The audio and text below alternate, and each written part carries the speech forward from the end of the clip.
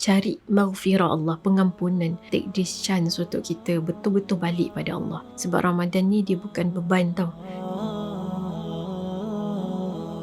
Semua orang lapar bila berpuasa, kan? Tapi tak semua orang dapat pahala puasa tu. Nabi Muhammad SAW bersabda, sesungguhnya setiap perkara, setiap amalan tu bergantung pada niat kita. Betul?